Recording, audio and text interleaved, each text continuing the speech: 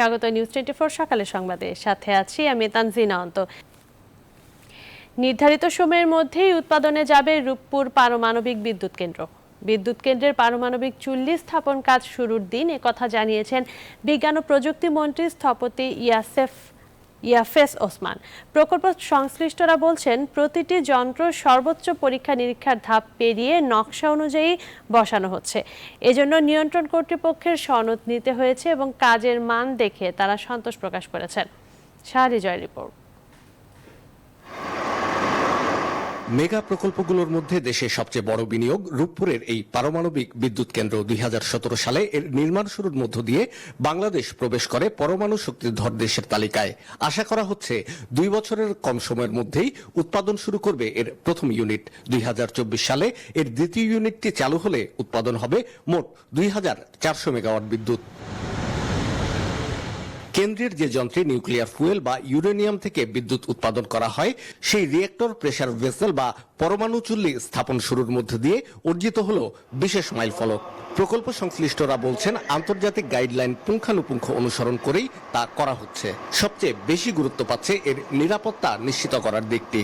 প্রথম ইউনিটের কাজের একটা প্রধান মাইল ফলক হিসেবে চিহ্নিত হবে। এটা আমরা আজকের এই দিনটাকে ঐতিহাসিক করে রাখতে চাচ্ছি এবং এটা আমাদের জন্য, বাংলাদেশ পরমাণু শক্তি কমিশনের জন্য, দেশের জন্য একটা গর্বের বিষয়।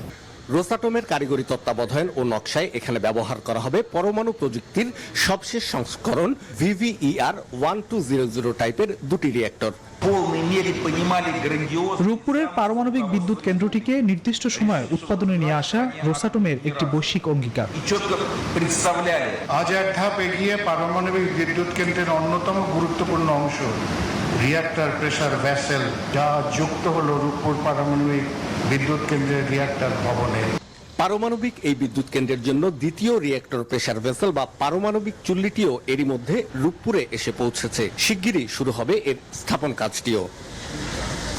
পারমাণবিক বিদ্যুৎ কেন্দ্রের মতো সংবেদনশীল প্রকল্পগুলো শেষ করতে হয় সুনির্দিষ্ট সময়ের মধ্যে, আর সে লক্ষ্য অর্জনে সফলতার সঙ্গেই এগিয়ে চলেছে বাংলাদেশ। রূপপুরের পারমাণবিক বিদ্যুৎ কেন্দ্রটি উদ্বোধন হলে এ থেকে সরাসরি উপকার পাবেন দেশের 6 কোটি মানুষ। পাবনার রূপপুর থেকে শাহ আলী জয়, নিউজ 24। প্রধানমন্ত্রী শেখ হাসিনা বলেছেন, পরমাণু শক্তিধর হিসেবে গড়ে ওঠা বাংলাদেশ পরমাণু শক্তির শান্তিপূর্ণ ব্যবহার করবে। রোববার পাবনার রূপপুরে দেশের প্রথম পারমাণবিক বিদ্যুৎ কেন্দ্রের রিয়েক্টর পাওয়ার ভেসেল স্থাপন অনুষ্ঠানে কথা বলেন তিনি। রূপপুর থেকে আরো জানাচ্ছেন শাহ আলী জয়। আরো এক ধাপ এগুলো বাংলাদেশের প্রথম পারমাণবিক বিদ্যুৎ কেন্দ্র স্থাপনের কাজভাগ। ঢাকা থেকে ভিডিও কনফারেন্সে যুক্ত হয়ে এর উদ্বোধন করেন প্রধানমন্ত্রী শেখ হাসিনা। উদ্বোধন করে প্রধানমন্ত্রী বলেন, 2023 এবং 24 সালে এখান থেকে বিদ্যুৎ পৌঁছবে মানুষের ঘরে। পরমাণু শক্তি আমরা শান্তি রক্ষায় ব্যবহার করব, পরমাণু অস্ত্র বানাবো না, এই চুক্তিও আমাদের স্বাক্ষর করতে হয় এবং সেখানে আমরা সেটা করি। আমি এইটুকু বলবো যে পারমাণবিক বিদ্যুৎ কেন্দ্র স্থাপনের জন্য আমাদেরকে যথেষ্ট কাজ করতে হয়েছে। শেখ হাসিনা বলেন, বৃহৎ এই প্রকল্প নিয়ে অনেক সমালোচনা বা কটাক্ষ হলেও এই বিদ্যুৎ কেন্দ্র নির্মাণে পিছপা হয়নি সরকার। একটা কিছু করতে গেলে এত সমালোচনা হয় যে মানে নানাভাবে নানাজনে কেউ বুঝে না বুঝে অনেক কথা বলে ফেলে, অনেক কথা লিখে ফেলে, অনেক টক শোতে অনেক কথাও হয়, টক মিষ্টি ঝাল মিশিয়ে বহু কথা হয়। এটা তো বাংলাদেশের একটা নিয়ম চরিত্র, কোনো একটা কিছু করতে গেলেই কেউ ওর মধ্যে খুঁত খোঁজে। যা হোক, আমরা এটুকু বলতে পারি যে আমরা জাতির পিতার স্বপ্ন বাস্তবায়নে রূপপুর পারমাণবিক বিদ্যুৎ কেন্দ্র নির্মাণ প্রকল্প বাস্তবায়নের কাজ আমরা শুরু করি। দেশের দক্ষিণাঞ্চলে দ্বিতীয় পারমাণবিক বিদ্যুৎ কেন্দ্র নির্মাণে সরকারের পরিকল্পনাও অনুষ্ঠানে জানান প্রধানমন্ত্রী শেখ হাসিনা। পরমাণু শক্তিধর রাষ্ট্রের তালিকায় 2017 সালে নাম লেখানো বাংলাদেশ রূপপুরের এই পারমাণবিক বিদ্যুৎ কেন্দ্র স্থাপনের মধ্য দিয়ে পরমাণু শক্তির নিরাপদ ব্যবহারের এক উজ্জ্বল দৃষ্টান্ত স্থাপন করতে যাচ্ছে। পাবনার রূপপুর থেকে শাহ আলী জয়, নিউজ 24। দেশে শীঘ্রই শুরু হতে যাচ্ছে শিশুদের টিকা প্রয়োগ। 12 থেকে 17 বছর বয়সী শিশুদের টিকা দিতে অনুমতি দিয়েছে বিশ্ব স্বাস্থ্য সংস্থা বলে জানিয়েছেন স্বাস্থ্যমন্ত্রী জাহিদ মালিক। জেনেভা সফর শেষে দেশে ফিরে রোববার এক সংবাদ সম্মেলনে মন্ত্রী জানান, মার্চ এপ্রিলের মধ্যে দেশের অন্তত 12 কোটি মানুষকে টিকা দেওয়া হবে। রিশাদ হাসান জানাচ্ছেন বিস্তারিত। সম্প্রতি জেনেভা সফর, বিশ্ব স্বাস্থ্য সংস্থা ও গ্যাভির সাথে বৈঠক শেষে দেশে ফিরেই স্বাস্থ্য খাতে সুসংবাদ দিলেন স্বাস্থ্যমন্ত্রী জাহিদ মালেক। বৈঠক অনুযায়ী টিকার প্রাপ্যতা নিয়ে আর কোনো সংশয় থাকছে না। রোববার বিসিপিএস অডিটোরিয়ামের সংবাদ সম্মেলনে স্বাস্থ্যমন্ত্রী জানান, কোভ্যাক্স বিশ্ব স্বাস্থ্য সংস্থার সহায়তায় প্রাপ্ত টিকা ও ক্রয়কৃত টিকার পরিমাণ অনুযায়ী মার্চ-এপ্রিলের মধ্যেই দেশের 70% মানুষের 2 ডোজ টিকা প্রয়োগ সম্ভব হবে। বাই মার্চ-এপ্রিল আমাদের আশা করি যে তার আগেই বা হয়তোবা আমরা আরও 4 কোটি অর্থাৎ মোট 12 কোটি লোককে আমরা ডাবল ডোজ টিকা দিতে পারবো। এছাড়াও বিশ্ব স্বাস্থ্য সংস্থার কাছ থেকে মিলেছে শিশুদের টিকা প্রয়োগের অনুমতি। তাই শীঘ্রই 30 লাখ শিশুকে ফাইজারের টিকা দেওয়ার প্রক্রিয়াও শুরু করা হবে বলেও জানান তিনি। ফাইজার টিকা মজুদ আছে 60 লক্ষ এবং 60 লক্ষ টিকা আমরা 30 লক্ষ ছেলে মেয়েদেরকে দিব এবং আমরা দিব 12 থেকে 17 বছর বয়সের ছেলে মেয়েদেরকে। অক্টোবরে 3 কোটির অধিক, নভেম্বরে প্রায় 4.25 কোটি, ডিসেম্বরে প্রায় 5 কোটি ভ্যাকসিন আসবে বলে জানান স্বাস্থ্যমন্ত্রী। জানান, প্রতি মাসে 5 লক্ষ টিকা প্রয়োগের পাশাপাশি এখন থেকে প্রতি মাসে একটি করে গণটিকাদান কার্যক্রমও পরিচালনা হবে। যেটা আমরা মাঝে মাঝে রিশাদ হাসান, নিউজ 24, ঢাকা। এবার প্রথম, দ্বিতীয় ও তৃতীয় বর্ষের আবাসিক শিক্ষার্থীদের জন্য উন্মুক্ত করা হলো ঢাকা বিশ্ববিদ্যালয়ের হল। 1 ডোজ টিকা নেওয়া বাধ্যতামূলক থাকায় প্রথম দিনে হলের মুখে খুব বেশি ভিড় দেখা যায়নি শিক্ষার্থীদের। ফুল আর চকলেট দিয়ে শিক্ষার্থীদের স্বাগত জানান বিশ্ববিদ্যালয় প্রশাসন। প্রত্যেক হলে নতুন করে চালু করা হয়েছে সিক রুম। ঢাকা বিশ্ববিদ্যালয়ের উপাচার্য দাবি করেন, হলে গণরুম বন্ধের ব্যবস্থা নেওয়া হচ্ছে। আরিফিন শাকিল জানাচ্ছেন বিস্তারিত। করোনা পরিস্থিতির কারণে দীর্ঘ 1.5 বছরের বেশি সময় বন্ধ থাকার পর ঢাকা বিশ্ববিদ্যালয়ের আবাসিক হলগুলো শুধু স্নাতক, চতুর্থ বর্ষ ও স্নাতকোত্তর শিক্ষার্থীদের জন্য 5 অক্টোবর খুলে দেওয়া হয়। রোববার বাকিদের জন্য হল আনুষ্ঠানিকভাবে খুলে দেওয়া হয়েছে। এমন খবরে সকাল থেকে বিক্ষিপ্তভাবে শিক্ষার্থীরা হলে আসতে শুরু করে। প্রথমে হলের পরিচয়পত্র, পরে টিকা নেওয়ার কার্ড দেখালে রুমে যাওয়ার অনুমতি মেলে। দীর্ঘ 19 মাস পর হলে ফেরার সুযোগে উচ্ছ্বসিত শিক্ষার্থীরা বলছেন, এখন সেশন জট কাটিয়ে ওঠাই বড় চ্যালেঞ্জ। লং টাইম ধরে আমরা এখান থেকে দূরে ছিলাম, সো এটার জন্য একটু ব্যাড ফিল হচ্ছিল, বাট এখন এতদিন পরে এসে খুব ভালো লাগছে। ভয় বলতে সে তো আছেই, প্রস্তুতি সবকিছু তো ঠিকঠাকই দেখছি। যখন বাড়িতে ছিলাম তখন আসলে হলের মর্মটা বুঝতে পেরেছি। অনেক মিস করলাম যে আমাদের পড়াশোনা একটা ক্ষতি হলো, তারপর আমাদের সেমিস্টার যে একটা সেশন জটের একটা ব্যাপার আছে। হলের এক একটি কক্ষ সর্বোচ্চ 4 জনের জন্য প্রস্তুত করা হয়েছে। শুধু বৈধ আবাসিক শিক্ষার্থীরা হলে থাকার সুযোগ পাবেন বলে জানান হল প্রভোস্টরা। এবারই প্রথম চালু করা হয়েছে হলের অভ্যন্তরে সিক রুম। যদি কোনো খারাপ ঘটনা ঘটে যায়, দ্রুত আমরা সেই সিক রুমগুলোতে মেয়েদেরকে স্থানান্তরিত করতে পারবো। হল পরিদর্শনে এসে ঢাকা বিশ্ববিদ্যালয়ের উপাচার্য বলেছেন, অনাবাসিক কিংবা বহিরাগত কারো হলে থাকার সুযোগ নেই। গণরুম বন্ধের জন্য শিক্ষার্থীদের সহযোগিতা চান তিনি। পূর্বের ন্যায় কোনো আবাসিক কক্ষে খুব ঠাসাঠাসি করে ঘনবসতিভাবে কেউ অবস্থান না করে। সংকট নিরসনে হল প্রশাসনের যে বিশেষ উদ্যোগ, পুলিশ যদি দায়িত্বশীল আচরণ করি, তাহলে আমাদের নতুন শিক্ষার্থীদের জন্য জায়গা করে দেওয়া কঠিন কিছু নয়। আসছে 17 অক্টোবর থেকে ঢাকা বিশ্ববিদ্যালয়ে শুরু হবে সশরীরে ক্লাস। আরিফিন শাকিল, নিউজ 24, ঢাকা। নির্বাচন কমিশন গঠন আইন করার প্রয়োজন রয়েছে, কিন্তু আগামী 15 ফেব্রুয়ারি বর্তমান কমিশনের মেয়াদ শেষ হওয়ার আগে তা সম্ভব নয় বলে জানিয়েছেন আইনমন্ত্রী আনিসুল হক। বলেন, সার্চ কমিটি যেহেতু রাষ্ট্রপতির সিদ্ধান্তে গঠিত হয়, সুতরাং এটিও আইনের কাছাকাছি। বিস্তারিত হাবিবুল ইসলামের রিপোর্টে। আগামী 15 ফেব্রুয়ারি শেষ হচ্ছে প্রধান নির্বাচন কমিশনার নুরুল হুদার নেতৃত্বে বর্তমান কমিশনের মেয়াদ। ফলে এর মধ্যেই নতুন কমিশন গঠনের প্রক্রিয়া নিয়ে রাজনৈতিক দল এবং বিভিন্ন সংগঠনের পক্ষ থেকে নানা আলোচনা এবং দাবি উঠেছে। নিরপেক্ষ সরকারের অধীনে নির্বাচন হতে হবে। তবে ঢাকা রিপোর্টার্স ইউনিটি আয়োজিত মিট দ্য রিপোর্টার্সে অংশ নিয়ে আইনমন্ত্রী জানালেন, সার্চ কমিটির মাধ্যমে নির্বাচন কমিশন গঠন হবে, অন্য কিছুর আর সুযোগ নেই। সার্চ কমিটির যে গেজেট, এটা আইন নয়, কিন্তু মহামান্য রাষ্ট্রপতি এটা করেছেন, এটা আইনের কাছাকাছি। It has already got the sanction of a force of law. Caretaker government নিয়ে এখন কিন্তু আর তর্কের কোনো অবকাশ নাই। এইটুকু বলতে পারি, বাংলাদেশে নিরপেক্ষ নির্বাচন হবে। আনিসুল হক দাবি করেন, ডিজিটাল নিরাপত্তা আইন সাংবাদিকদের হয়রানির জন্য করা হয়নি, তবে যারা বিদেশে বসে দেশের ভাবমূর্তি ক্ষুণ্ণ করছে তাদের বিরুদ্ধে এই আইনে ব্যবস্থা নেওয়া হবে। এছাড়া ই-কমার্স প্রতারণায় জড়িতদের বিরুদ্ধেও পদক্ষেপ নেওয়ার প্রস্তাবনা এই আইনে দেওয়া হয়েছে। সংবাদপত্রের স্বাধীনতা এবং বাক স্বাধীনতা বঙ্গবন্ধু বাংলাদেশকে যেই সংবিধান উপহার দিয়েছিলেন সেই সংবিধানের ফান্ডামেন্টাল রাইটসের মধ্যে দেওয়া আছে, সেটা থাকবে এবং সেটাকে অন্যান্য সরকারের মতন আমরা হরণ করব না। এবং প্রসিকিউশনকে আমার বলা আছে যে ডিএসএ মামলায় যেন সাংবাদিকদের শুধু হয়রানি করার জন্য যেন প্রথমেই গ্রেফতার না করা হয়। কোনো সাংবাদিককে অন্যায়ভাবে যদি হয়রানি করা হয় তাহলে পরে পদক্ষেপ নেওয়া হবে এবং সেই হয়রানি বন্ধ করার জন্য যা যা করার প্রয়োজন তা করা হবে। খালেদা জিয়ার মামলার বিষয়ে আইনমন্ত্রী বলেন, তিনি একজন অপরাধী। প্রধানমন্ত্রীর বিশেষ বিবেচনার জন্য তার দলের কৃতজ্ঞতা প্রকাশ করা উচিত। মামলা কিন্তু হাবিবুল ইসলাম হাবিব, নিউজ 24, ঢাকা। সরকার পতনে 90-এর মতো আরেকটা গণ অভ্যুত্থান ঘটানোর সময় সন্নিকটে বলে সকলকে ঐক্যবদ্ধ হতে বলেছেন মির্জা ফখরুল ইসলাম আলমগীর।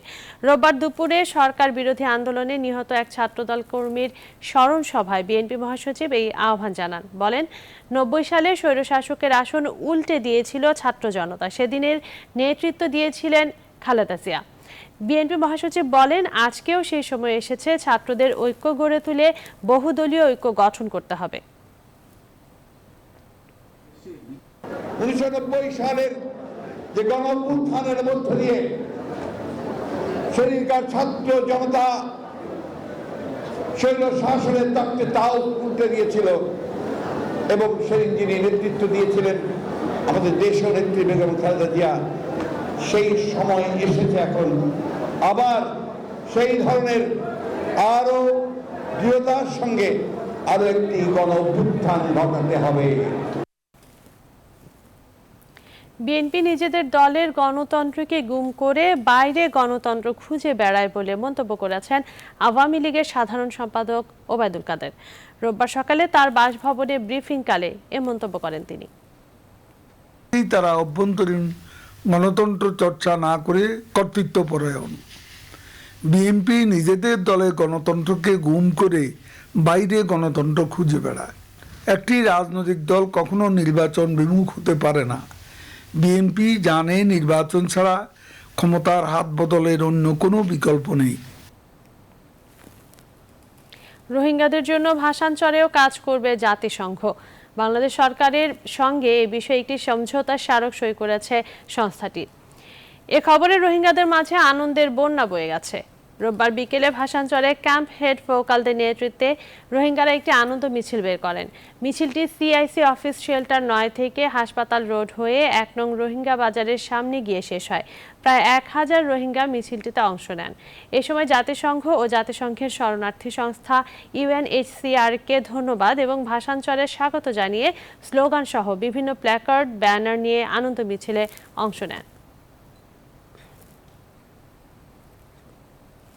রোহিঙ্গা নেতা মাস্টার মুহিবুল্লাহকে গুলি করে হত্যার ঘটনায় গ্রেফতার 5 জনের মধ্যে ইলিয়াস নামে একজন 164 ধারায় স্বীকারোক্তিমূলক জবানবন্দি দিয়েছেন। 3 দিনের রিমান্ড শেষে মোহাম্মদ ইলিয়াসকে রোববার আদালতে হাজির করা হয়। কক্সবাজার চিফ জুডিশিয়াল ম্যাজিস্ট্রেট আদালতের বিচারক মোহাম্মদ হেলাল উদ্দিনের কাছে 164 ধারায় জবানবন্দি দেন তিনি। এর আগে গেল 3 অক্টোবর উখিয়ার কুতুপালং রোহিঙ্গা ক্যাম্পে এ অভিযান চালিয়ে ইলিয়াসকে আটক করে এপিবিএন। গেল 29 সেপ্টেম্বর নিজ অফিস কার্যালয়ে সন্ত্রাসীদের গুলিতে নিহত হন রোহিঙ্গা নেতা মুহিবুল্লাহ।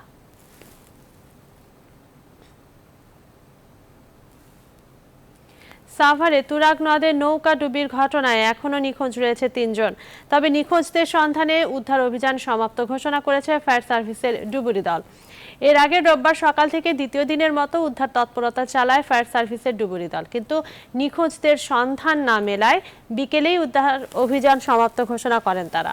শনিবার সকালে তুরাগ নদীর আমিনবাজার এলাকা থেকে প্রায় 18 জন যাত্রী নিয়ে একটি ট্রলার গাবতলীর উদ্দেশ্যে রওনা দেয়। মাঝ নদীতে পৌঁছালে বালু ভর্তি বাল্ক হেডের সঙ্গে ধাক্কা লেগে নৌকাডুবির ঘটনা ঘটে। পরে গতকালই 5 জনের মৃতদেহ উদ্ধার করা হয়। এবার দুর্গাপূজায় কোনো সাংস্কৃতিক অনুষ্ঠান ও আরতি প্রতিযোগিতা হবে না, থাকছে না প্রতিমা বিসর্জনের শোভাযাত্রাও। মহানগর সার্বজনীন পূজা উদযাপন কমিটি সংবাদ সম্মেলনে রোববার এসব কথা জানায়। শেষ সময়ে চলছে পূজার প্রস্তুতি। এদিকে কলাবাগান মাঠের পূজা গ্রিন রোড স্টাফ কোয়ার্টার মাঠে অনুষ্ঠিত হবে বলে জানিয়েছেন ধানমন্ডির সার্বজনীন পূজা উদযাপন কমিটি। অন্তরা বিশ্বাসের প্রতিবেদন। দেবীমাকে ভোগ দিতে হবে, তাই শেষ সময়ে চলছে নাড়ুমোয়া তৈরির প্রস্তুতি চলছে দেবী দুর্গাকে মণ্ডপে তোলারও। প্রতিমা গড়া শেষ, তুলির শেষ আঁচড়ে ব্যস্ত সময় কাটাচ্ছেন কারিগররাও। মন্দির প্রাঙ্গণে এবার মাস্ক পরে প্রবেশ করতে হবে। মন্দিরের গেটে হাত ধোয়া এবং স্যানিটাইজারের ব্যবস্থা নেওয়ার কথা। বাংলাদেশ পূজা উদযাপন পরিষদের দেয়া 18 দফা নির্দেশনার আলোকে 22 দফা নির্দেশনা দিয়েছে মহানগর সার্বজনীন পূজা কমিটি।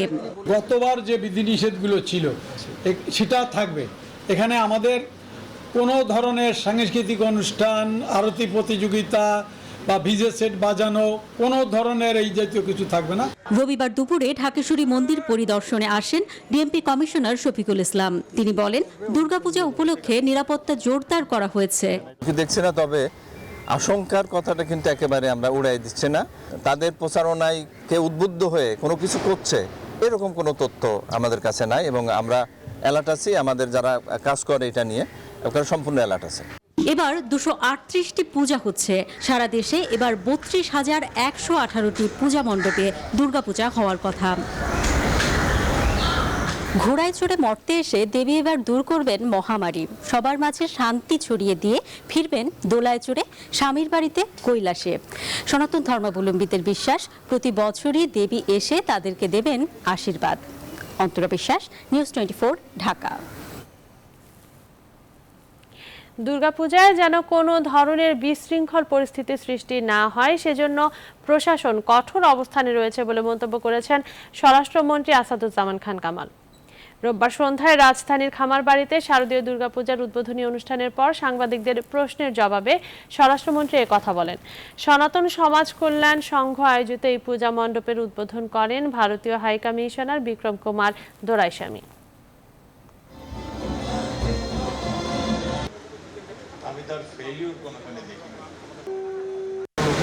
সিকিউর করার দায়িত্ব আমাদের নিরাপত্তা বাহিনীর, কাজে আমাদের চোখ কান খোলা রয়েছে।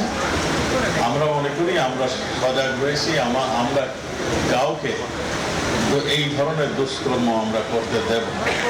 Fighting the fight against ignorance, against violence and against oppression of any kind. When we do that, we will automatically create the Shonar Bangla that Bangabandhu dreamt of. Electronic বা ই বর্জ্যের কঠিন ধাতবে সরাসরি ক্ষতিগ্রস্ত হচ্ছেন দেশের 3 কোটি মানুষ, এমন তথ্য গবেষণা সংস্থা এস্টোর। পরিবেশ অধিদপ্তরের মতে পরিশোধনের অভাবে 97% ই বর্জ্যই মিশে যাচ্ছে প্রকৃতিতে, যাতে আরও বিপজ্জনক হয়ে উঠছে পরিবেশ। বিশেষজ্ঞরা বলছেন, এই ঝুঁকি থেকে বাঁচতে এখনই নজর দিতে হবে দেশের ইলেকট্রনিক্স বর্জ্য ব্যবস্থাপনায়। এ নিয়ে ধারাবাহিকের আজ থাকছে প্রথম পর্ব। মেহেদি হাসানের ছবিতে দেখুন ফখরুল ইসলামের অনুসন্ধান। প্রযুক্তির প্রসারের সাথে পাল্লা দিয়ে বাড়ছে ইলেকট্রনিক পণ্যের চাহিদা। চাল থেকে চুলু সব ক্ষেত্রে ইলেকট্রনিক পণ্যেই নির্ভরশীল হয়ে উঠছে মানুষ। পণ্যের ব্যবহার যত বাড়ছে সেই সাথে বাড়ছে বর্জ্য। এই ইলেকট্রনিক বর্জ্যের ভয়াবহতা অন্য যে কিছুর তুলনায় বেশি বিপজ্জনক। দেশে গত 50 বছরে ইলেকট্রনিক বর্জ্য যা তৈরি হয়েছে, পরিশোধনের অভাবে তার প্রায় সবই মিশে গেছে মাটি, পানি কিংবা পরিবেশে। সম্প্রতি বর্জ্য পরিশোধনে কয়েকটি প্রতিষ্ঠান গড়ে উঠলেও তাদের সক্ষমতা মাত্র 3%। প্রকৃতিতে মিশে যাওয়া 97% ইলেকট্রনিক বর্জ্য থেকে ক্ষতিকর ধাতব উপাদান লেড, সীসা, ক্যাডমিয়াম, ক্রোমিয়াম ও মার্কারের বিষ চক্রাকারে আরও বিষাক্ত করে তুলছে চারপাশ। বিশেষজ্ঞদের মতে সেই বিষই মানব শরীরে প্রবেশ করে বাড়াচ্ছে স্বাস্থ্য ঝুঁকি। এইভাবে ফুড চেইনে কিন্তু বিভিন্ন হেভি মেটালস আসছে। তার মধ্যে যেরকম আমরা তেলাপিয়া মাছে আর্সেনিকের মাত্রা বেশি ছিল, দুধের মধ্যে আমরা লেড বেশি পেয়েছিলাম। মেনলি আমাদের ব্রেনকে নষ্ট করে দেয়, লাংসকে নষ্ট করে দেয়, হার্টকে নষ্ট করে দেয়, তারপরে আমাদের কিডনিকে নষ্ট করে দেয়। পরিবেশ অধিদপ্তরের হিসেবে দেশে বছরে ই বর্জ্য তৈরি হয় 5.5 লাখ টনেরও বেশি। বছরে 20% হারে বেড়ে 2035 সালে দেশে ই বর্জ্য তৈরি হবে 46 লাখ মেট্রিক টন। এটা নিঃসন্দেহে ক্ষতিকর তো বটেই, মানব স্বাস্থ্যের জন্য ক্ষতিকর, পরিবেশের জন্য অবশ্যই ক্ষতিকর। কাজে এইগুলো আসলে প্রপারলি যদি নিষ্পত্তি করা না যায় তাহলে এই সমস্যা কিন্তু আরও বাড়বে। শুরুতেই যদি এটা আমরা আলাদা করে ফেলতে পারি ই ওয়েস্টটা সাধারণ বর্জ্য থেকে, তাহলে আমার মনে হয় সেই ক্ষেত্রে মানে কাজটা শুরুতেই সহজ হবে। ই বর্জ্যের কঠিন ধাতবে সবচেয়ে বেশি ক্ষতির মুখে নারী ও শিশুরা। এমন বাস্তবতায় ই বর্জ্য নিয়ন্ত্রণে আইন করেছে সরকার। সেখানে বলা হয়েছে ই পণ্য উৎপাদনকারীকেই আগামী 5 বছরের মধ্যে ফেরত নিতে হবে দেশের 50% ই বর্জ্য। বিশ্বে প্রতি বছর উৎপাদিত 50 মিলিয়ন টন ই বর্জ্যের মাত্র 20 ভাগই পরিশোধন করা সম্ভব হচ্ছে। সেখানে বাংলাদেশের চিত্রটা তো আরো ভয়াবহ। দায়হীন এ বাস্তবতায় পণ্য যার দায়ও তার, সে নীতিতেই হাঁটছে বাংলাদেশ। ফখরুল ইসলাম, নিউজ 24, ঢাকা। অর্থ বরাদ্দ নিয়েও নির্ধারিত সময়ে গবেষণা শেষ করেননি রাজশাহী বিশ্ববিদ্যালয়ের 1.5 শতাধিক শিক্ষক। সংশ্লিষ্টরা বলছেন, গবেষণার প্রকল্প নেয়ার পর অনেক শিক্ষকের শিক্ষা ছুটিতে চলে যাওয়া, যৌথ প্রকল্পে মতবিরোধ, গবেষণার বরাদ্দের অর্থ ব্যক্তিগত কাজে ব্যয় করার কারণে নির্ধারিত সময়ের পরেও প্রতিবেদন জমা দিতে পারেননি তারা। সরকারি অর্থের এই অপব্যবহার রোধে বিশ্ববিদ্যালয়ের পক্ষ থেকেও নেওয়া হয়নি কোনো পদক্ষেপ। রাজশাহী থেকে কাজী শাহেদের প্রতিবেদন। বিশ্ববিদ্যালয় মঞ্জুরি কমিশন ও বিশ্ববিদ্যালয়ের বরাদ্দ থেকে গবেষণা প্রকল্প পেলেও নির্ধারিত সময়ে সেগুলোর প্রতিবেদন জমা দিচ্ছেন না রাজশাহী বিশ্ববিদ্যালয়ের শিক্ষকরা। বিশ্ববিদ্যালয়টির সর্বশেষ বার্ষিক প্রতিবেদন বলছে, অর্ধেক শিক্ষক তাদের গবেষণা প্রকল্পের প্রতিবেদন নির্ধারিত সময়ে জমা দেননি। রাজশাহী বিশ্ববিদ্যালয়ের বার্ষিক প্রতিবেদন অনুযায়ী 2019-20 অর্থ বছরে 122 জন শিক্ষককে যৌথ, 98 জনকে একক প্রকল্প দেয়া হয়। বরাদ্দ দেয়া হয় 4 কোটির বেশি টাকা। নির্দিষ্ট সময়ে গবেষণা শেষ হয়েছে 49 প্রকল্পের। অর্থ বরাদ্দ নিয়ে গবেষণা শেষ না করার বিষয়টি নৈতিকতা বিরোধী বলছেন গবেষকরা। ফাইন্ডিংসগুলো নিয়ে এসে পাবলিকেশন আকারে প্রকাশ করা, যাতে দেশ এবং জাতি উপকৃত হয়, সারা পৃথিবীতে উপকৃত হয়, সেটি কিন্তু আসলে হচ্ছে না। এই অর্থ গ্রহণ করে গবেষণা কার্যক্রম সময় মতো সম্পাদন করে রিপোর্ট জমা না দেওয়াটা একেবারেই সুখকর কিছু নাই। প্রথম দিকে গবেষণার আওতা নির্ধারিত করতে না পারায় মাঠে কাজ করতে নেমে অর্থ ঘাটতি দেখা দেয়। ফলে অনেকে নির্ধারিত সময়ে গবেষণা প্রতিবেদন জমা দিতে পারেন না, মনে করছেন এই গবেষকরা। এই টাকার মধ্যে এই প্রকল্পটি অনায়াসে শেষ করা সম্ভব কিনা, যদি এই কাজটি প্রথম দিকে নজর দেওয়া যায় তাহলে পরে আর মাঝপথে কিন্তু গবেষকরা তারা নিজে বিপদে পড়েন না। শুধুমাত্র 2 লক্ষ টাকায় একটা গবেষণা সম্পাদন করা, এবং সেটা যদি আপনি বলেন আন্তর্জাতিক কিংবা জাতীয় পর্যায়ের জাতীয় মানসম্মত গবেষণা করা খুবই কষ্টসাধ্য হয়ে পড়ে। উপাচার্য বলছেন, যারা নির্ধারিত সময়ে গবেষণার প্রতিবেদন জমা দিচ্ছেন না তাদের বিষয়টি দেখা হবে। এছাড়া গবেষণায় বরাদ্দ আরও বাড়ানোর পরিকল্পনা নেওয়া হয়েছে। আগামী অর্থ বছরে বাজেট বৃদ্ধির জন্য আমরা চেষ্টা করছি। আমরা আশা করব যে আমরা একটা সম্মানজনক একটা অর্থ বরাদ্দ রাখার জন্য। গবেষণার নীতিমালা অনুযায়ী একজন গবেষক গবেষণা কর্মে এককভাবে 2 লাখ টাকা ও যৌথভাবে সর্বোচ্চ 4 লাখ টাকা পান। গবেষণা প্রকল্পের চূড়ান্ত প্রতিবেদন জমা দেওয়ার সময় 1 বছর। কাজী শাহেদ, নিউজ 24, রাজশাহী। বকেয়া বেতনের দাবিতে গার্মেন্টস শ্রমিকদের আন্দোলনে সীমাহীন দুর্ভোগ পোহাতে হয়েছে ঢাকা ময়মনসিংহ রোডের হাজার হাজার যাত্রীর। প্রচণ্ড গরমে ঘন্টার পর ঘন্টা সড়কে বসে থেকে অনেকেই হয়ে পড়েন অসুস্থ। তবে পুলিশের মধ্যস্থতায় 5 ঘন্টা পর শ্রমিকরা সড়ক থেকে উঠে গেলে যান চলাচল শুরু হয়। কিন্তু এর প্রভাবে দিনভরই এই সড়কে ছিল প্রচণ্ড যানজট।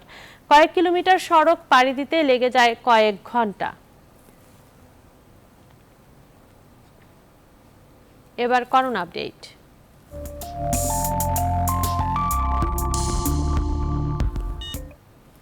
করোনায় দেশে গত 24 ঘন্টায় 14 জন মারা গেছেন আর নতুন শনাক্ত হয়েছেন 481 জন। রোববার স্বাস্থ্য অধিদপ্তরের সংবাদ বিজ্ঞপ্তিতে এসব তথ্য জানানো হয়েছে। গত 24 ঘন্টায় মোট 20,355 জনের নমুনা পরীক্ষার বিপরীতে রোগী শনাক্তের হার 2.36%। এখন পর্যন্ত দেশে মোট 15,62,359 জনের করোনা শনাক্ত হয়েছে। এর মধ্যে মৃত্যু হয়েছে 27,688 জনের।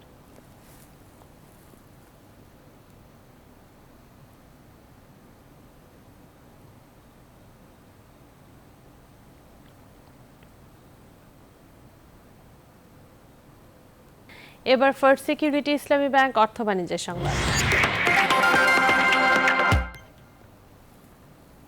সিন্ডিকেটের হাতে জিম্মি পেঁয়াজের বাজার। দেশের বড় ভোগ্যপণ্যের বাজার চট্টগ্রামের খাতুনগঞ্জে ভারত মিয়ানমারের পেঁয়াজে সয়লাভ হলেও কয়েকদিনের ব্যবধানে 15 টাকা বেড়ে 55 টাকা কেজি বিক্রি হচ্ছে ভারতের পেঁয়াজ। মিয়ানমারের পেঁয়াজের দামও বেড়েছে দ্বিগুণ।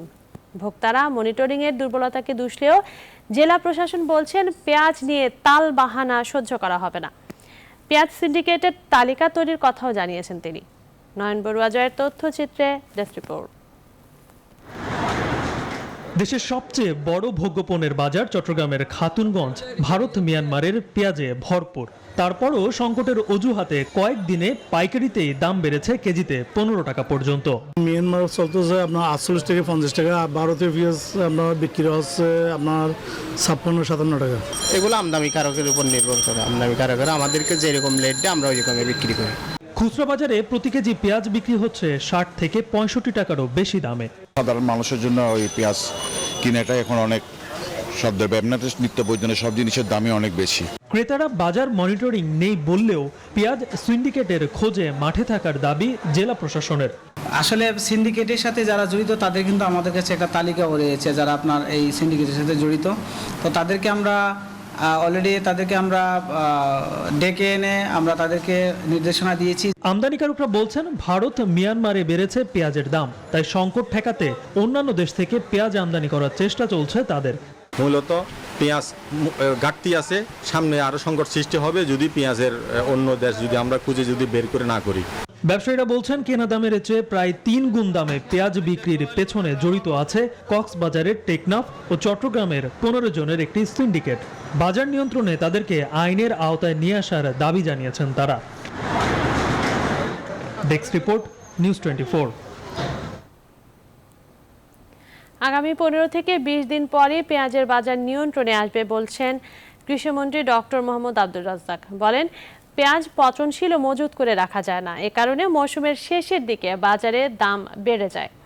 রোববার সকালে বাংলাদেশ কৃষি গবেষণা ইনস্টিটিউটের গবেষণাগার পরিদর্শন শেষে সাংবাদিকদের প্রশ্নের জবাবে এসব কথা বলেন তিনি। সিজন ভিত্তিক তো একদম পেঁয়াজের শেষ মুহূর্তে, এই 15-20 দিন পরে ইনশাল্লাহ পেঁয়াজের দাম আবার কমে যাবে। আমরা সামার অনিয়ন দিয়েছি, গ্রীষ্মকালীন পেঁয়াজ সেটাও বাজারে আসবে।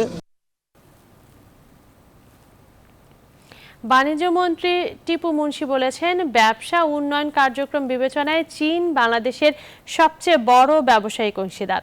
এক্ষেত্রে দুই দেশের সম্পর্কে রাজনীতির চেয়ে ব্যবসার গুরুত্ব বেশি, যা আরও বাড়ানোর সুযোগ রয়েছে। রোববার Bangladesh China chamber of commerce and industry ও ইকোনমিক রিপোর্টার্স ফোরাম ইআরএফ আয়োজিত এক অনুষ্ঠানে এসব কথা বলেন বাণিজ্যমন্ত্রী। অনুষ্ঠানে নিউজ 24 টেলিভিশনের রিপোর্টার বাবু কামরুজ্জামান সহ বিজয়ী 10 জন সাংবাদিককে বাংলাদেশ চীন দ্বিপাক্ষিক সম্পর্কের ওপর বেস্ট রিপোর্টিং অ্যাওয়ার্ড দেওয়া হয়। অনুষ্ঠানে ভার্চুয়ালি যুক্ত হন চীনা রাষ্ট্রদূত লি জিমিং।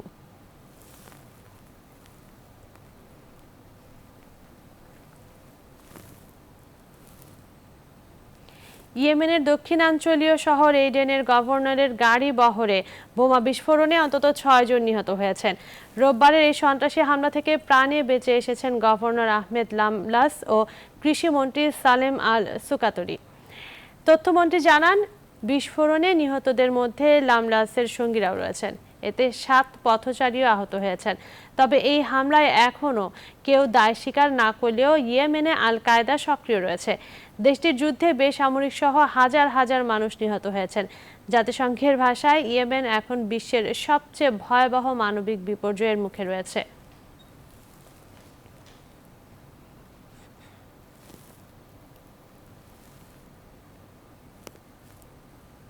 তাইওয়ানের প্রেসিডেন্ট সাই ইং ওয়েনের জাতীয় দিবসের ভাষণ সংঘাত উস্কে দিচ্ছে এবং সত্যকে বিকৃত করেছে বলে এর নিন্দা জানিয়েছে চীন সরকার।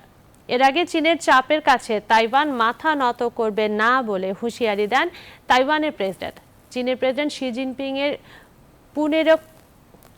পুনরেকত্রীকরণ সম্পন্নের অঙ্গীকারের পরদিনই তাইওয়ানের জাতীয় দিবসে দেওয়া ভাষণে সাই এসব কথা বলেন।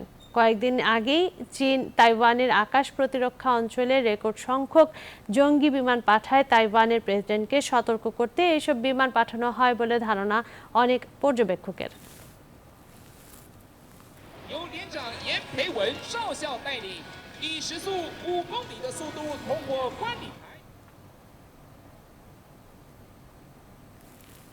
প্রবাসের খবর।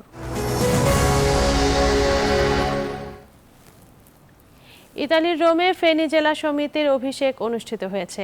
এই অভিষেক অনুষ্ঠানে সভাপতিত্ব করেন নবনির্বাচিত সভাপতি মোহাম্মদ নজরুল ইসলাম। এই সময় নতুন কমিটির পরিচিতি এবং তাদেরকে ফুল দিয়ে শুভেচ্ছা জানান রোমের বিভিন্ন রাজনৈতিক ও সামাজিক সংগঠনের নেতৃবৃন্দ।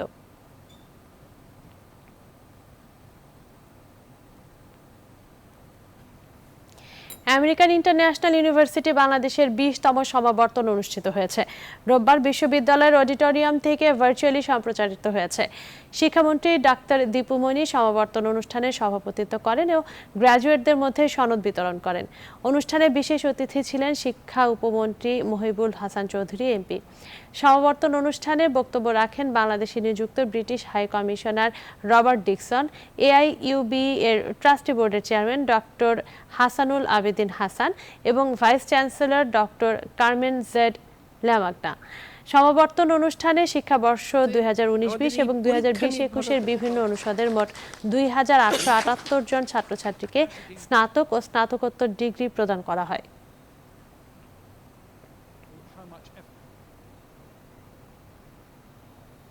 এবারে খেলার খবর।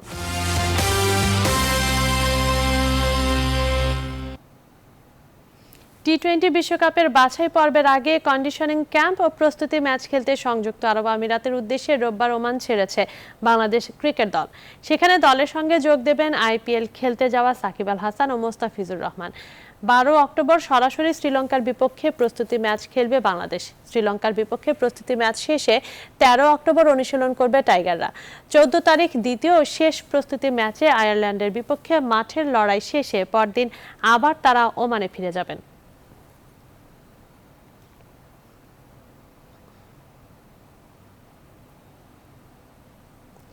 টি-20 বিশ্বকাপের জন্য প্রাইজ মানি ঘোষণা করেছে ক্রিকেটের সর্বোচ্চ নিয়ন্ত্রক সংস্থা আইসিসি। টুর্নামেন্টের চ্যাম্পিয়ন দল পাবে $1.6 মিলিয়ন, বাংলাদেশি মুদ্রায় যা প্রায় 13,68,00,000 টাকা, আর রানার্স আপ দল পাবে $8 লাখ, যা বাংলাদেশি মুদ্রায় প্রায় 6,84,00,000 টাকা। বিশ্বকাপের জন্য ঘোষিত প্রাইজ মানির পরিমাণ মোট $5.6 মিলিয়ন, যা টুর্নামেন্টে অংশগ্রহণ করা 16টি দলের মধ্যে বিভাজন হবে। বাংলাদেশি মুদ্রায় বিশ্বকাপের মোট প্রাইজ মানির মূল্য $47,89,00,000 টাকা। সেমিফাইনালে ওঠা দলগুলোর মধ্যে 2টি দল পাবে প্রায় $3,42,00,000 টাকা করে।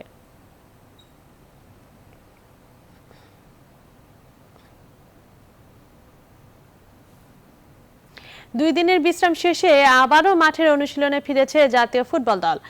মালের হুনভেরু স্পোর্টস গ্রাউন্ডে রোববার বিকেলে শিষ্যদের 2 ঘন্টার অনুশীলন করিয়েছেন কোচ অস্কার ব্রুজন। দলের ফুটবলাররা সবাই আছেন ফিট। নেপালের বিপক্ষে ম্যাচে জয় ভিন্ন কিছু ভাবছে না অস্কারের দল। মালদ্বীপের মালে থেকে মাহফুজুল ইসলামের রিপোর্ট। 2 দিনের বিশ্রাম শেষে হুনভেরু স্পোর্টস গ্রাউন্ডে মাঠের অনুশীলনে বাংলাদেশ। নেপাল বধের কৌশল সাজাতে ব্যস্ত অস্কার ব্রুজন। একটা সময় ছিল যখন নেপাল মালদ্বীপের মতো দলগুলোকে নিয়ে ভাবতে হতো না বাংলাদেশকে, কিন্তু সময়ের সাথে সাথে পরিণত নেপালের ফুটবল, তাই তো এবারের সাফের দলটা বাংলাদেশকে ফেলেছে বেশ ভাবনায়।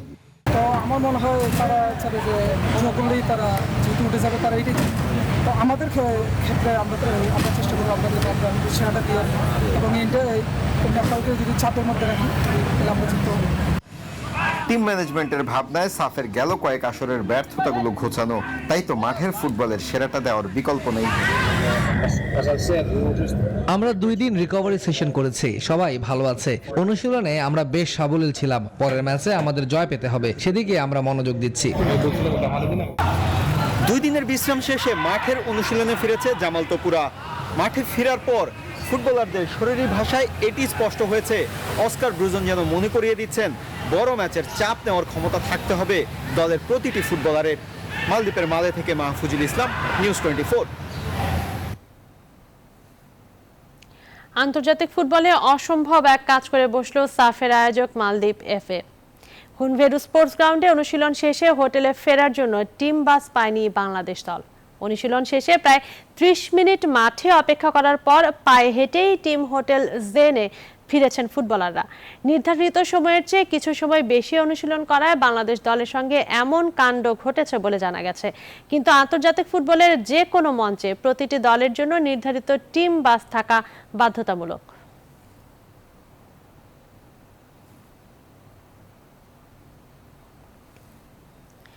উয়েফা নেশনস লিগের শিরোপা ঘরে তুলেছে বিশ্ব চ্যাম্পিয়ন ফ্রান্স। পিছিয়ে পড়েও স্পেনকে 2-1 গোলে হারিয়েছে দিদিয়ার দেশম্পের দল। ফলে প্রথম দল হিসেবে বিশ্বকাপ, ইউরো ও নেশনস লিগের শিরোপা জয়ের রেকর্ড গড়ল ফ্রান্স। বিস্তারিত রিপোর্টে। মিলানের স্যান সিরোয় ইউএফএ ন্যাশনস লিগের ফাইনালে মাঠে নেমেছিল ইউরোপের দুই ফুটবল পরাশক্তি স্পেন ও ফ্রান্স।